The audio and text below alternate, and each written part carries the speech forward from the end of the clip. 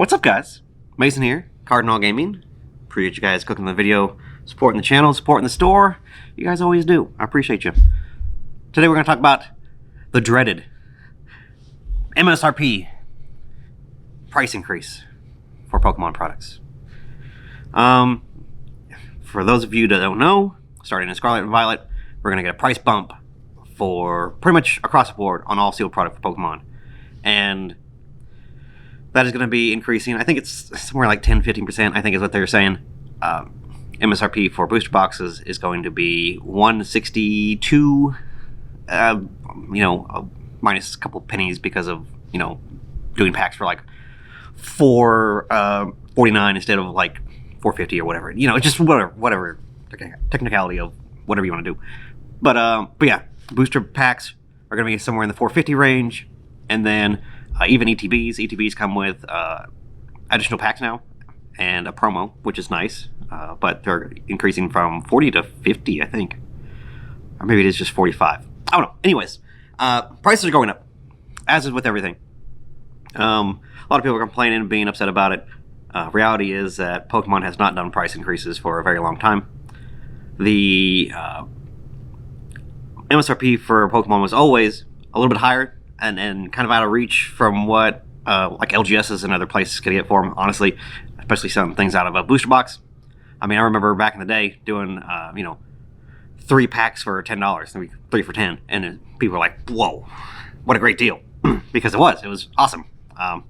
Those days ain't coming back, but yeah, it's really interesting to see just people react so negatively when literally everything is going up in price. And for a luxury good that is not a staple, that is not a part of your living expense in the way that you need it, like your rent, your gas, electric, garbage, all that stuff. It's a luxury item, and 10% on a luxury item is realistically not that great, especially when you're talking about $160. $160 is expensive, and it is an expensive item when you talk about things like a booster box.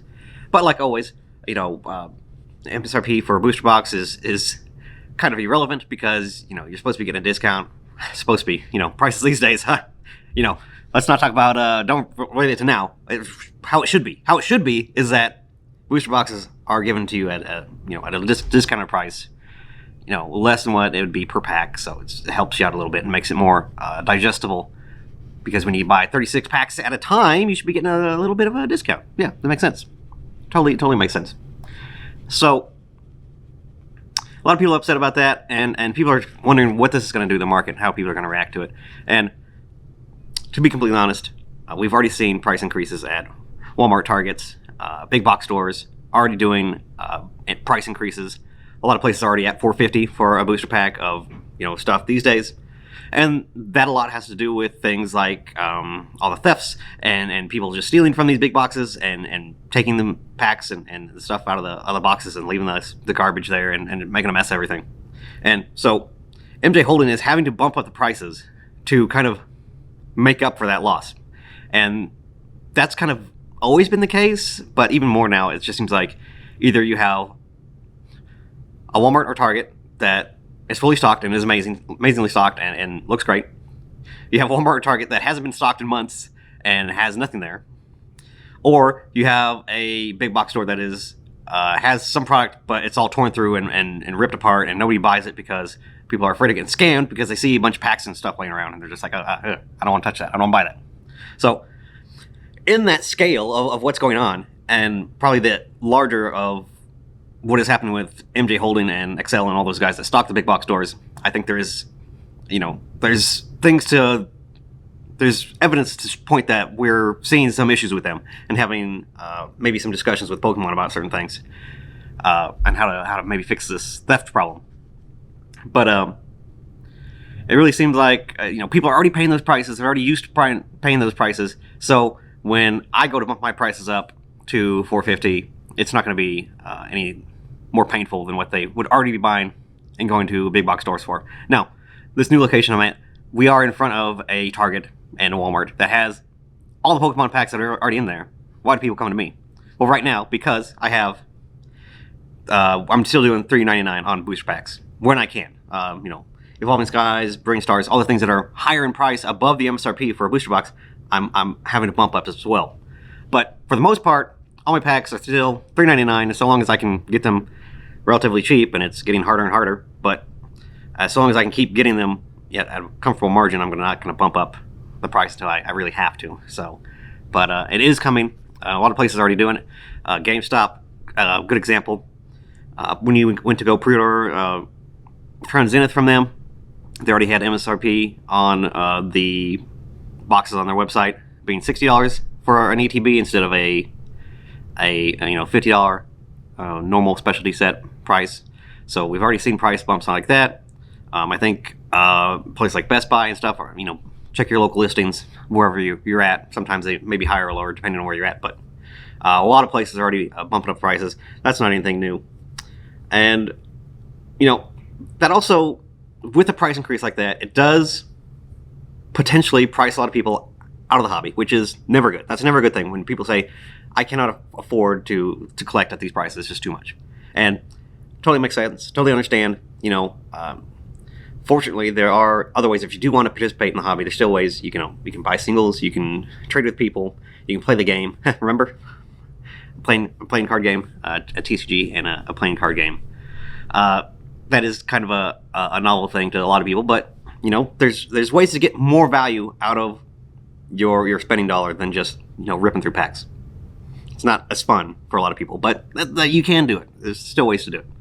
So, and that's part of the thing that I want to illustrate too, is that with a rise in MSRP and potentially maybe less people even opening product, price for singles should go up and reflect that new MSRP. People are saying like, "Whoa, shoot, bulk is going to be more expensive now." Well, potentially, maybe. I mean, I don't know. Bulk is in a weird transitional spot right now. It seems like we're kind of teetering in between the absolute low and then kind of getting more healthier, a little bit more expensive, and people actually buying than there was before. So there is some light at the end of the tunnel for bulk and that type of stuff. But even for major cards from the set, chase cards, things like that. I don't know if it's going to be a direct 15% bump in those types of singles, but potentially there could be, right? There could be a chance for them to be a little bit more, a cost-effective and kind of a better return on your money that you're throwing into it, and maybe even stores pay a little bit better on it. It used to be when we first opened the store, we were happy getting 10 cents for a common card or an uncommon card, or even something like a rare, maybe a quarter. And since then, we've gone to, I think, the cheapest we do is a quarter on any card. And then I think 50 cents, maybe $1 for rares, hollows, and stuff like that. So those paddings and those numbers have already been increased as well, even since I've been operating the store as is for 5 years, 6 years now. So that changes, and and a lot of people don't mind paying the extra quarter or whatever it is for something that they really need or that they really want. A quarter to 50 cents, maybe a little more hurting, but something like 10 cents to a quarter, people don't care. They're just going to pay it. I can't even run card transactions for less than $3 where it makes sense. So we try to get a little bit more and give people a little bit better stuff, and try to get that $3. And then once we hit the $3, we're like, okay, here's a playset of stuff for $1 or whatever, and help them out a little bit. So we do a lot of stuff like that, but I don't think it's going to be as impactful because a lot of people are already used to paying it. Is the point. And people look at the booster box price and say, $160 for a booster box is way too much money. They're not going to be that much. I think I'm going to do $140 and see where we're at and see how people feel about it. A lot of places online I know already doing like $110, $120. I do not know I didn't look to see what Scarlet Violet is doing on TCG Player. I think the last time I looked a while back, they're at like $125, $130 on there. So it's going to be a little bit more, but it's going to be, competitive as always when people go and when sets release and especially for pre-order, people are going to be super hyper aggressive. I think Safari Zone was already doing like $110 a box, and that's like impossibly cheap for most people, but good for you guys and good for the people that got in on that deal, because that is a super cheap price for what we're having to pay for the stuff. So good for those that got a good part of that deal. But Yeah, guys, I just don't think. I think people are already used to paying a higher price for a lot of stuff, and they're used to paying, a little bit more, especially people the casuals that, buy a couple packs here and there.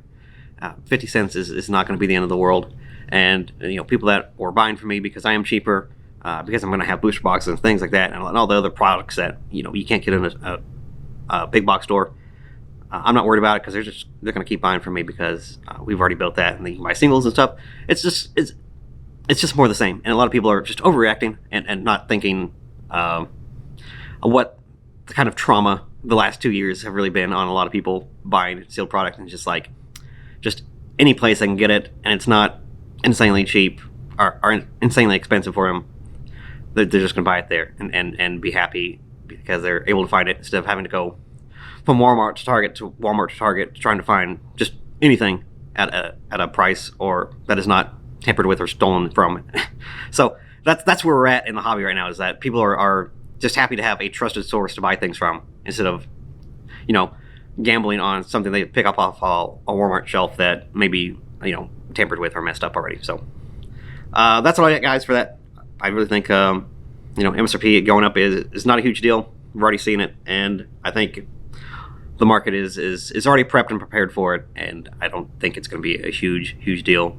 I wouldn't think too hard about it, and yeah, we're going to lose some people probably about it, but like I said, there's other ways to participate in the hobby: buying singles, trading, playing the game, getting the most use out of your money is really what it comes down to. And for a lot of people, that may not be just being able to rip booster boxes at $90 a pop and go through 2, 3, 4, 5 of them just to have a good time.